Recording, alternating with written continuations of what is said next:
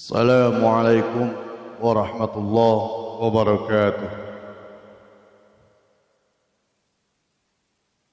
إن الحمد لله نحمده ونستعينه ونستغفره ونعوذ بالله من شرور أنفسنا ومن سيئات أعمالنا.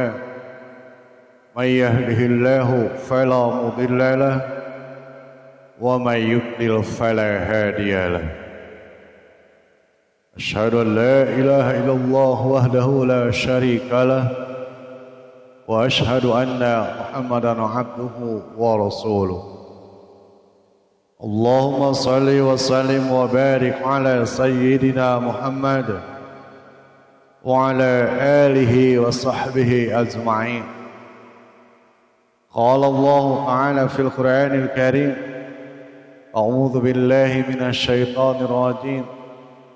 يا أيها الذين آمنوا اتقوا الله حق تقاته ولا تموتن إلا وأنتم مسلمون.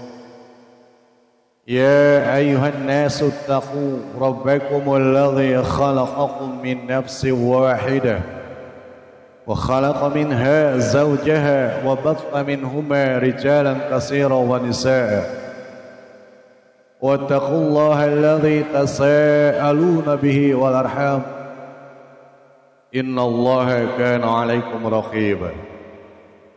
يا أيها الذين آمنوا اتقوا الله وقولوا قولا سديدا يصلح لكم أعمالكم ويغفر لكم ذنوبكم ومن يطع الله ورسوله فقد فاز فوزا عظيما. أما بعد.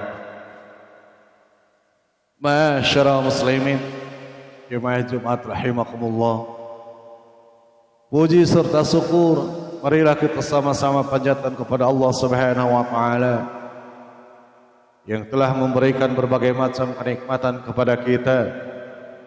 Yang diantaranya Allah masih memberikan kepada kita nikmat iman, nikmat Islam, nikmat sehat dan waktu luang. Sehingga dengan semua nikmat tersebut, alhamdulillah, pada saat ini di masjid ini, di tempat yang mulia ini, kita masih bisa berkumpul bersama untuk melaksanakan salah satu perintah yang Allah wajibkan kepada kita, yaitu menjalankan ibadah salat Jumat. Salawat serta salam semoga tetap tercurah kepada Nabi kita, Nabi Muhammad sallallahu alaihi wasallam, serta kepada para sahabat, para tabi'in, tabi'ut tabi'in, hingga kepada kita sebagai umat beliau. Masyarakat muslimin, jemaah Jumat rahimakumullah.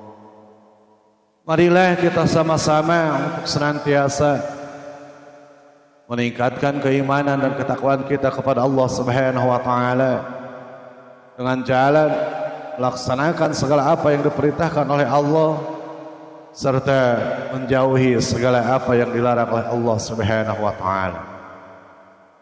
Masyarakat muslimin, jemaah Jumat rahimakumullah.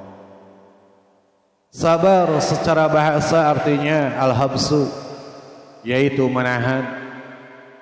Sedangkan secara syariat adalah menahan diri atas 3 perkara, yaitu yang pertama sabar dalam mentaati Allah, yang kedua sabar dalam hal-hal yang Allah haramkan, dan yang ketiga yaitu sabar terhadap takdir Allah yang menyakitkan. Sabar yang pertama yaitu hendaklah manusia bersabar terhadap ketaatan kepada Allah Subhanahu wa taala, karena ketaatan itu sesungguhnya sesuatu yang berat bagi jiwa dan sulit bagi manusia.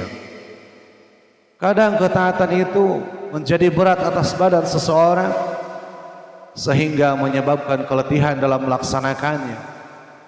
Maka Allah katakan kepada kita, A'udzu billahi minasyaitonir rajim.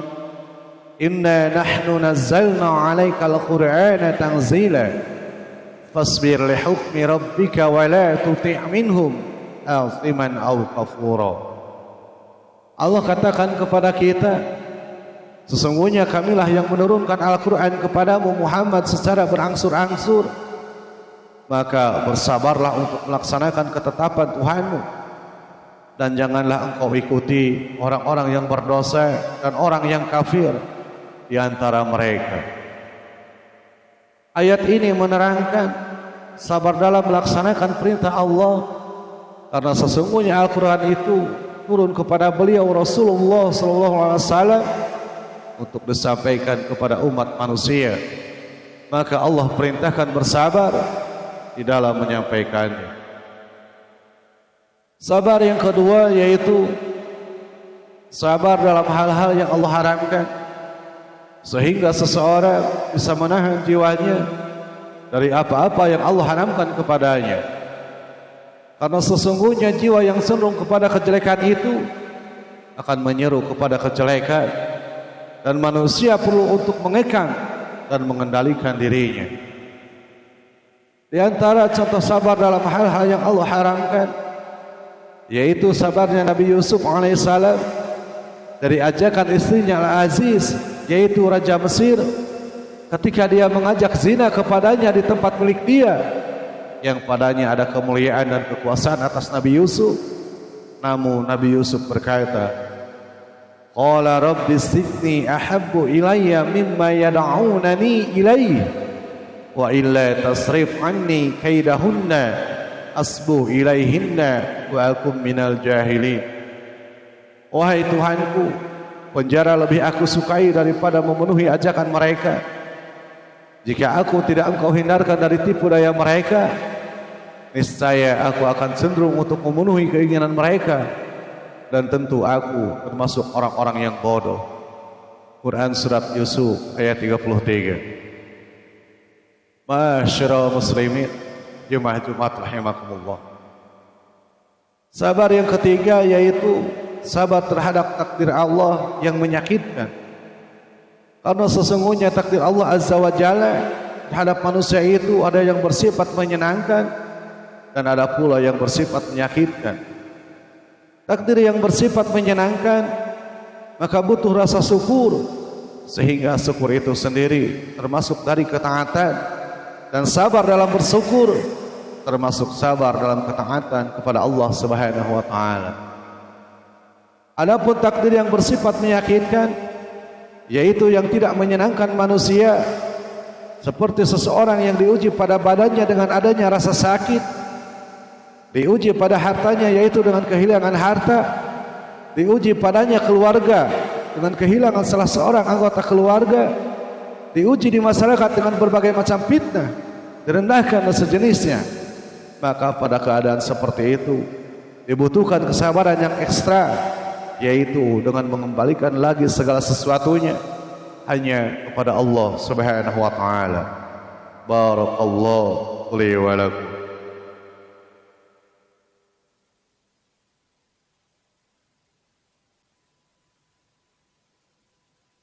Alhamdulillahilladzi amarna bittaqwa wa nahana 'an ittiba'il hawa. Asyhadu an la ilaha illallah wahdahu la syarika lah wa asyhadu anna Muhammadan 'abduhu wa rasuluh. Allahumma shalli wa sallim wa barik ala sayyidina Muhammad wa ala alihi wa sahbihi ajma'in. Fa ya ibadallah, أوصيكم ونفسي بتقوى الله فقد فاز المتقون. قال الله تعالى في القرآن الكريم: أعوذ بالله من الشيطان الرجيم. يا أيها الذين آمنوا اتقوا الله حق تقاته ولا تموتن إلا وأنتم مسلمون.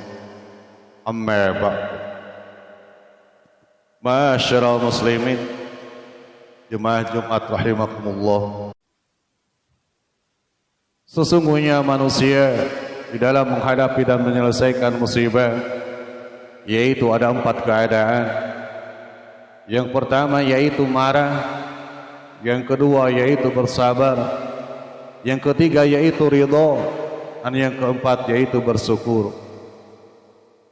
Yang pertama yaitu marah, baik marah dengan hatinya lisannya atau anggota badannya. Marah dengan hatinya, yaitu di dalam hatinya ada perasaan atau buruk sangka terhadap Allah Subhanahu wa taala. Marah dengan lisan seperti menyeru dengan kecelakaan dan kebinasaan, dengan mengatakan celakalah, binasalah. Adapun marah dengan anggota badan, yaitu dengan menampar pipinya, memukul kepalanya, menjambak rambutnya atau merobek-robek pakaiannya. Inilah keadaan orang yang marah, yang merupakan keadaan orang yang berkeluh kesah, dan mereka ini diharamkan dari pahala dan tidak akan selamat dari musibah. Bahkan mereka ini akan mendapatkan dosa. Adapun keadaan yang kedua, yaitu mereka bersabar terhadap musibah dengan menahan dirinya dari hal-hal yang diharamkan, walaupun dia membenci musibah tersebut dan tidak menyukainya, namun dia tetap bersabar dalam menahan lisannya untuk tidak berbicara buruk dan menjauhi prasangka buruk terhadap Allah Subhanahu wa taala. Adapun yang ketiga, yaitu ridho. Keadaan orang yang ridho ini adalah dadanya lapang, dia ikhlas dan menerima apa-apa yang diberikan oleh Allah Subhanahu wa taala, karena dia meyakini bahwa segala sesuatu yang Allah berikan adalah yang terbaik untuk dirinya. Dan yang terakhir, yang keempat, yaitu bersyukur. Dia bersyukur kepada Allah atas musibah tersebut. Rasulullah sallallahu alaihi wasallam apabila melihat sesuatu yang tidak disukainya, beliau mengatakan, halin kulli 'ala Allahil hamd. Segala puji bagi Allah dalam setiap keadaan. Ma'asyiral muslimin, Jumat rahimakumullah. Inilah yang harus kita lakukan setiap musibah datang. Maka bersabarlah, kembalikan semua musibah tersebut kepada Allah Subhanahu wa taala. Yakini bahwa setiap musibah yang menimpa kita adalah yang terbaik menurut Allah Subhanahu wa taala. Dan semoga Allah Subhanahu wa taala menjadikan kita sebagai orang-orang yang sabar. Di akhir khutbah ini, marilah kita tutup dengan doa. Rabbana atina fid dunya hasanah wa fil akhirati hasanah wa qina adzabannar. Aqulu qali hadza wa astaghfirullah li wa lakum. Assalamualaikum warahmatullahi wabarakatuh.